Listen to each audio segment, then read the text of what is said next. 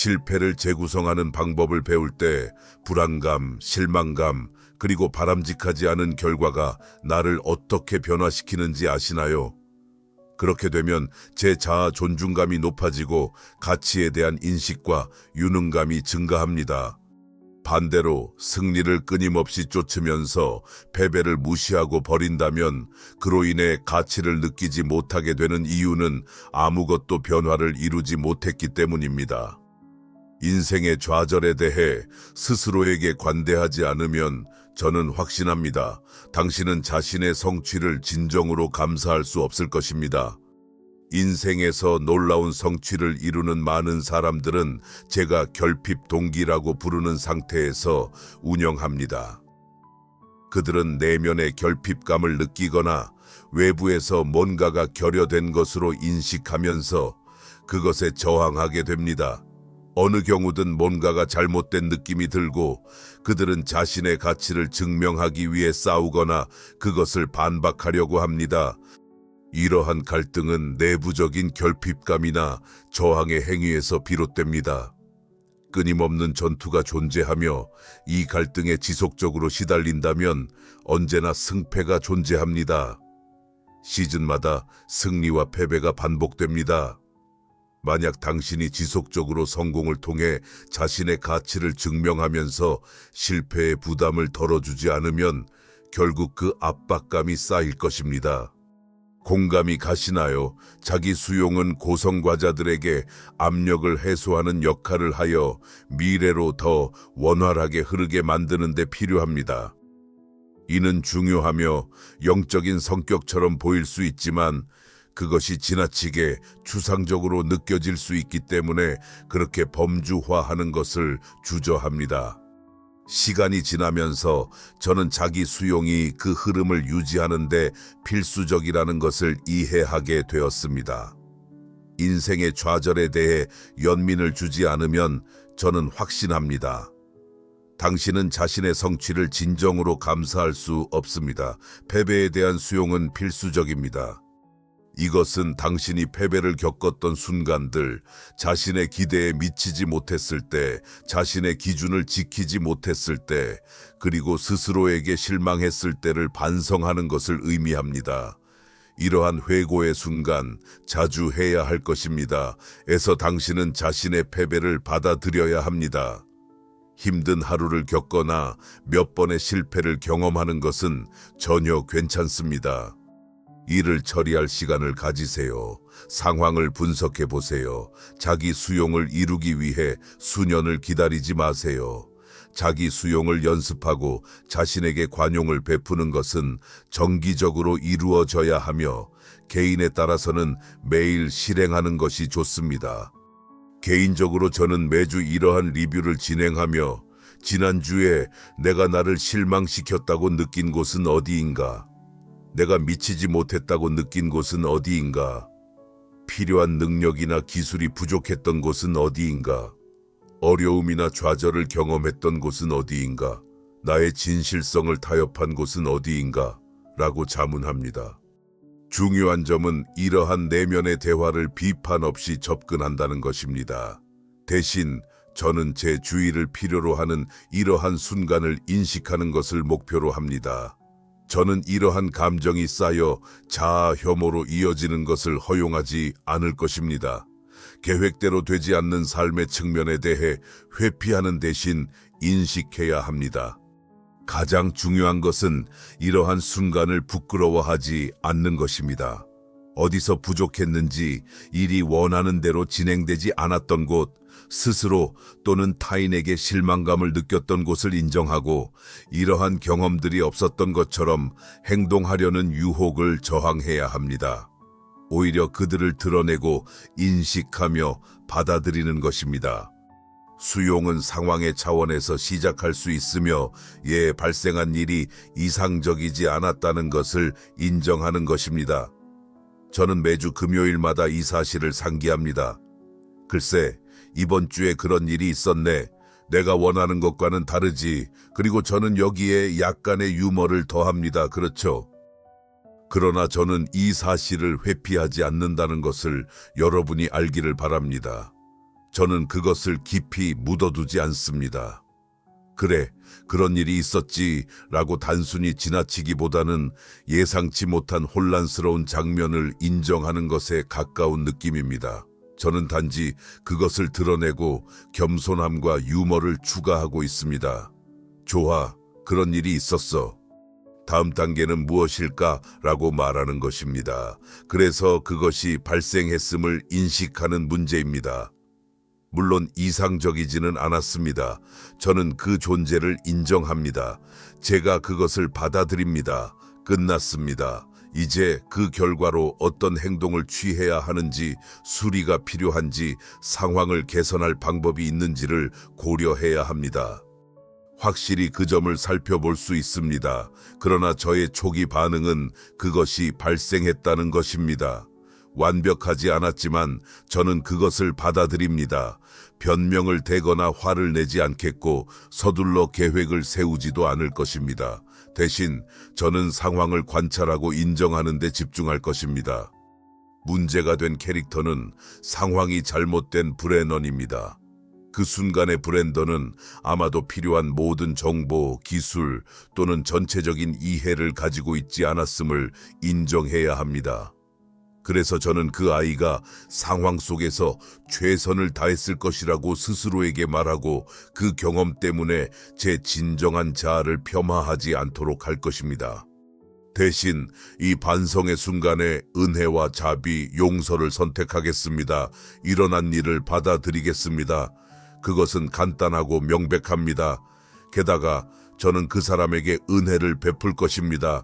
왜냐하면 그는 다음 장면으로 나아가야 하니까요. 그가 그 이야기의 일부분에 대해 의도와 준비, 긍정적인 마음가짐을 가지고 들어가는 것이 중요합니다. 제가 하지 않을 것은, 잘 들어보세요, 그 상황이나 인물에게 수치를 덧씌우는 것입니다. 이것을 이해하세요. 수치가 부여된 것은 시들어버리죠. 수치가 부여된 것은 결국 그림자 속에 숨게 됩니다. 수치를 적용하는 모든 것은 더 이상 발전하지 않게 됩니다.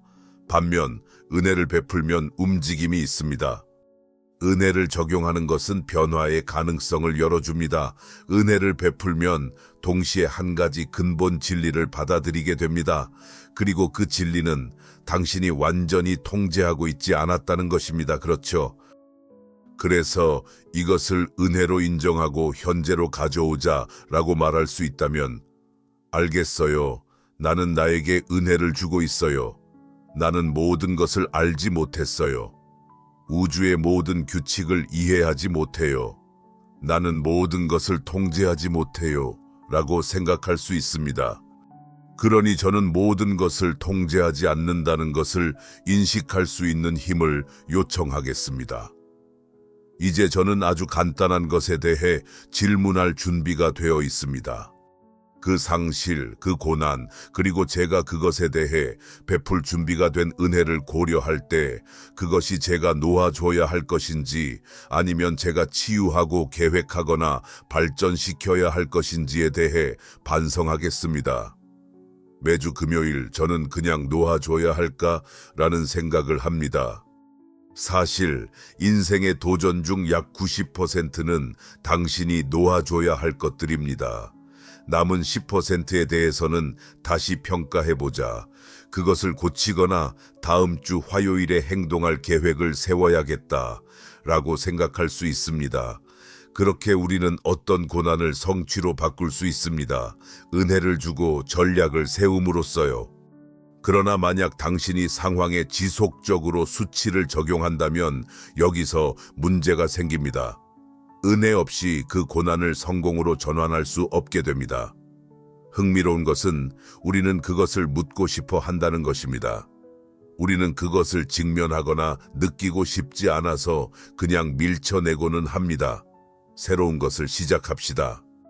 일시적인 기분 전환을 제공할 수 있는 것들은 도파민과 새로움의 자극으로 기분이 훨씬 나아. 이 문제를 마주할 필요가 없어. 라고 생각하게 만듭니다. 우리는 그 문제를 인정하고 감정적인 여유를 주며 그것을 변화시키기 위해 노력하지 않는 한 그 근본적인 문제를 결코 제대로 해결할 수 없습니다. 그렇게 우리는 계속 나아갑니다. 우리의 실패를 학습 경험으로 인식하고 계획을 세워서 앞으로 나아감으로써 우리는 L을 W로 바꿀 수 있습니다. 그러나 새로운 W를 쫓는 동안 L을 회피하고 무시한다면 당신은 아무것도 변형하지 않았기 때문에 자기 가치를 느끼지 못할 수도 있습니다. 내가 실패, 무능력, 실망에 대한 이야기를 바꾸고 이것들을 긍정적인 결과로 전환하여 이를 바탕으로 발전할 때 내 자존감과 가치는 증가합니다. 반면에 내가 회피를 선택하고 내 존재가 회피에 묶여 있다면 이 회피는 내 안에서 비롯된 것이지 다른 사람에게서 오는 것이 아니라는 것을 이해하는 것이 중요합니다. 나는 다른 사람을 비난하지 말 것을 권합니다. 오늘날 사회에서 상실에 대해 이야기할 때 많은 사람들이 피해자 멘탈리티에 빠집니다. 상실이 발생했을지라도 우리는 외부 상황이 아니라 인격 개발에 초점을 맞추어야 한다는 것을 기억하는 것이 중요합니다. 만약 어떤 일이 일어났다면 그것은 과거에 속하는 일입니다. 이제 우리는 우리의 인격을 구축하는 작업을 하고 있습니다.